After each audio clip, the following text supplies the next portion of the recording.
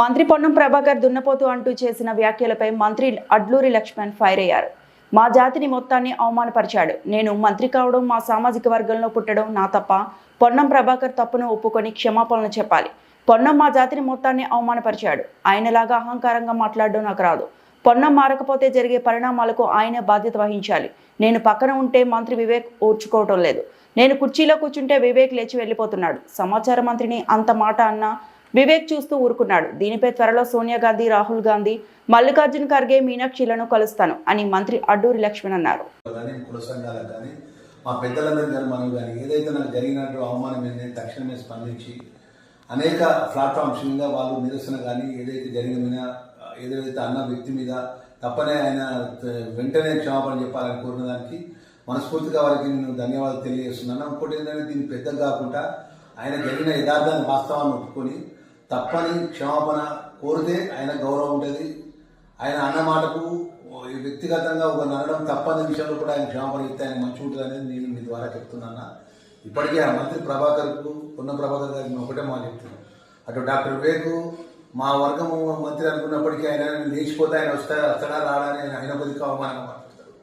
ఈయనేమో నేను ఉండని వెళ్ళిపోతా అంటాడు. మేము ఆయనకు మేము వాళ్ళ వర్గాన్ని మేము ఆ వర్గంకి వచ్చిన వాళ్ళంగా కష్ట సుఖాల్లో మేము ఆయన కొడుకు ఎంపీలో పడితే మేము మీరేసుకొని మేము గెలిపించాం ఆయన కొడుకు పెద్దపల్లి పార్లమెంట్. మేము వాళ్ళ తండ్రి అప్పటి నుంచి మా తండ్రి వాళ్ళతో స్నేహితం వాళ్ళ కుటుంబానికి మేము పెద్దపల్లి పార్లమెంట్ మేము కార్యకర్తగా వాళ్ళ కుటుంబానికి మేము ఓటేసి మేము గెలిపించేదానికి మా పాత్ర ఉన్నది. తోటి అంటే ఇలాగే మన ఏమైనా మంత్రి నువ్వు ఎట్లా మాట్లాడుతున్నావు, మావని పట్టుకుని దున్నపోదని ఎట్లా అంటున్నావు అని ఒక మాట ఎలా మళ్ళీ కూడా అది క్లియర్గా అది మైనార్టీకి సంబంధించిన కార్యక్రమం నేను పెట్టినది. నేను అజ్మత్ భాయ్ వర్క్స్ బోర్డ్ చైర్మన్గా టైం కన్సర్న్ మినిస్టర్ నేను టైం ఫిక్స్ చేసుకుంటే నేను 3:30కి వస్తాను అన్న. లేట్గా రావడం జరగలేదు కదా, మీ ద్వారా చెప్తున్నా మరొకసారి. Azmat works board chairman Azmat భాయ్ ఈ యొక్క కార్యక్రమానికి సంబంధించిన ఇష్యూలో కూడా 2 రోజుల కింద 2,500 స్క్వేర్ యార్డ్స్ సంబంధించినటువంటి వర్క్స్ బోర్డ్ మనం జీవో ఇస్తున్నామన్నా, మీరు అనుమతి ఇవ్వాలంటే ఇస్తా అని చెప్పి నేను దానికి సంబంధించిన పేపర్ వర్క్ ఫార్మాలిటీస్ అది మా ఆఫీసులు చేపించి జీవో ఇస్తే జీవో అన్న మనం పంపిణీ చేద్దాం. మన డిపార్ట్మెంట్ కదా అజ్మత్ భాయ్, మనకు సంబంధించిన మైనార్టీ కార్పొరేషన్ చైర్మన్ పిలవండి, మనం అందరం వచ్చి ఇద్దాము అంటే ఇంకేమైనా మీరు 100 ఇవ్వండి, నాకు అభ్యర్థి అయితే నేను 3:30కి వస్తాను. ధర్మపురంలో ఉన్నా, నేను 3:30కి బయలుదేరి వస్తాను అని చెప్పిన. నేను 3:30కి బయలుదేరి వస్తాను చెప్పి నేను 3:10 నిమిషాలకు మా మినిస్టర్ కూడా మా విస్కాట్ మా వాళ్ళు భోజనం చేయలేదు అన్న, నేను ఇప్పుడు భోజనం చేస్తున్నా 15 నిమిషాల్లో నేను ఆడ చేరుతా అని చెప్పిన. చేరుతానగానే నాకు ఫైన్ ఫోన్ చేస్తే ఫైన్ కూడా చెప్పిన. నేను 3 కరెక్ట్గా బయలుదేరుతున్న వయసు నేను ఆడ చేరుతా అన్న. మళ్ళీ 5 నిమిషాలకు అజ్మత్ భాయ్ అన్న ఇట్లా పొన్నం ప్రభాకర్ గౌడ్ను మన ఇన్ఛార్జ్ మినిస్టర్ గారు మన ఇక్కడ ఎలక్షన్ ఇన్ఛార్జ్ డాక్టర్ వివేక్ గారు వచ్చినారు, వాళ్ళు అర్జెంట్ అంటే పంజాబ్ అజ్మత్ భాయ్ మీటింగ్ జరగని నేను వచ్చి జాయిన్ అవుతా. ఇక వాళ్ళిద్దరు నేను వస్తానంటే వాళ్ళ ఆధార్ నాకు తెలుసు, నువ్వు కానీ అన్న అజ్మత్ భాయ్ నేను చెప్పిన. ఎందుకంటే అన్న నేను మామూలు కార్యకర్తలు వచ్చినాను అన్న, నేను డబ్బును కాదు, మా తండ్రి కేంద్ర మంత్రి కాదు, సామాన్యమైన అర్జనవాడలు పుట్టి కాంగ్రెస్ జెండా మూసుకొని కాంగ్రెస్ కార్యకర్తగా ఈ స్థాయికి వచ్చిన వ్యక్తిని, కష్టాలు తెలిసిన వ్యక్తిని. ఇప్పుడు మన పొన్నం ప్రభాకర్ లెక్క అంటే ఉద్రేకపూర్వకంగా మాట్లాడే శక్తివంతుడు కాదు, నేను చాలా చిన్న స్థాయి వ్యక్తి నేను. ఇక వాళ్ళు ఆ విధంగా నన్ను మాట్లాడతానని నేను కళలో కూడా ఊహించలేదు. అంటే నేను అన్న టైం 10 నిమిషాలు కరెక్ట్ 3:40 నిమిషాలు అక్కడ ఉన్నాను. నేను నా టైం చూసుకోండి. నేను నా కన్సల్ట్ శాఖ నేను అంటే ఏం లేదన్నా, నేను వాళ్ళ సమకాలికంగా డాక్టర్ వివేక్ పక్కన కూర్చోవడం నాకు ఇష్టం ఏమిట్లేదన్నా.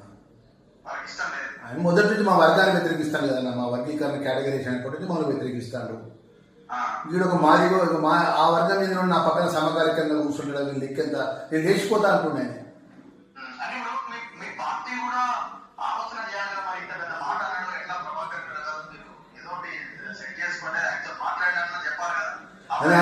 అందుకనా నాకు అంత పెద్ద అవమానం జరిగినప్పుడు నేను మనసులో చేసుకొని నిన్న మీతో ఒక మాట అన్నా అది నన్ను కాకపోవచ్చు అని ఒక మాట నేను మీతో మాట్లాడి.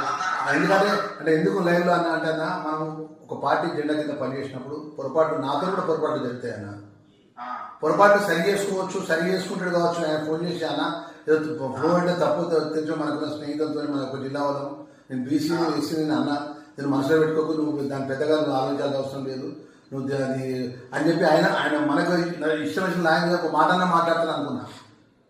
ఆయన ఇప్పుడు 9:40 ఇప్పటి వరకు నాకు ఒక ఫోన్ కూడా చేయలే. ఎవరు ఫోన్ చేసినా అంటున్నట్టు ఆయన అనలేదు అనుకున్నా. ఆయన అనలే, నేను ఇట్లా ఆయన నేను అంటే అన్న రఘు అని ఒకటే అన్నాను. నాకు బాధాకరమైన విషయం ఏంటంటే మేము కాంగ్రెస్ పార్టీని అనుకొని విద్యార్థిగా ఆ స్థాయికి ఈ స్థాయి వచ్చినామన్నా. నేను 3 నెలలుగా నేను మంత్రిగా పనిచేస్తున్నా. మీరు నా రిపోర్ట్ తీసుకుంటున్నా, ప్రజలకు అందుబాటులో ఉంటున్నా, పేదోళ్ళకి అందుబాటులో ఉంటున్నా, మా ప్రభుత్వ పరంగా నిబంధనలకు అనుగుణంగా పనిచేస్తున్నా తప్ప నేను ఉరుకులాట కానీ ఆవేశపడే విధంగా ఎక్కడ కూడా తప్పు చేస్తాను. నన్ను లక్ష్మణ్ కుమార్ అంటే ఏమన్నా నన్ను తిట్టని, కానీ నా జాతిని తిట్టడం కరెక్ట్ కాదు. కానీ నేను మాదిగా ఉన్నాను కాబట్టి నాకు మంత్రి ఇచ్చింది నన్ను. మాదిగా వర్గం నుంచే మంత్రి ఇచ్చింది. ఇక ఆయన ఇప్పటికే నుంచి రేపటి దాకా చూస్తామన్నా. రేపటి వరకు కూడా ఆయన మార్పు రాకుండా ఆయన నేను అనలేదు, నేను పలానా ఆయన పక్కన అన్నా అంటే రేపటి నుంచి జరిగిపోయే పరిణామాలకు ఆయనే బాధ్యత. నేను దీని విషయంలో కూడా మా మల్లికార్జున ఖార్గే గారికి నేను నాకు ఆ సామాజిక వర్గంకి వెళ్ళి పుట్టి ఆ సామాజిక వర్గం ద్వారా మనం మంత్రి అవడం గిట్ట మేము చేసినటువంటి పొరపాట, మేము చేసినటువంటి మా దురదృష్టమా, మన ఈ విధమైన అవమానాలు భరించాల్సి వస్తుందన్న విషయం మల్లికార్జున ఖార్గే గారికి, మీనాక్షి మేడం గారికి కూడా నేను ఉత్తరం పంపించిన.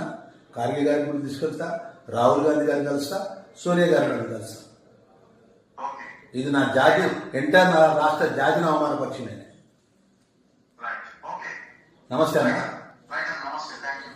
మరిన్ని అప్డేట్స్ కోసం మా ఛానల్ని సబ్స్క్రైబ్ చేయండి.